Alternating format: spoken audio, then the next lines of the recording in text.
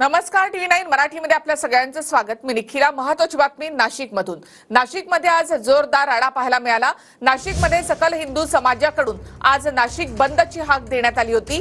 बांगलादेशमध्ये हिंदूंवर झालेल्या अत्याचाराच्या निषेधार्थ सकल हिंदू समाजाकडून आज नाशिक शहर बंदची हाक देण्यात आली। तसेच सकल हिंदू समाजाने इथे रॅली देखील काढली।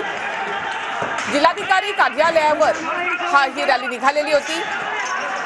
त्यानंतर जमावाकडून इथे दगडफेक करण्यात आली। जमावावर पोलिसांनी लाठीचार्ज केलेला आहे आणि काही दृश्य आपण या ठिकाणी पाहतोय। जमावाने पोलिसांवर देखील दगडफेक केली आहे।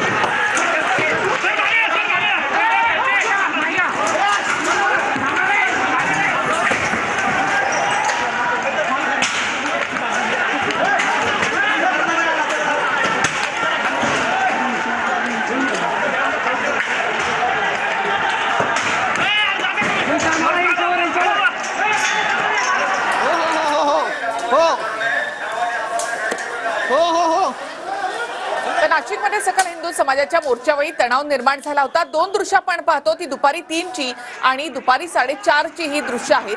3 वाजता भद्रकाली परिसरामध्ये देखील दोन गटामध्ये वाद निर्माण झाला आणि त्यानंतर दगडफेक करण्यात आली। पोलिसांवर देखील दगडफेक करण्यात आल्यानंतर इथे लाठीचार्ज करण्यात आला।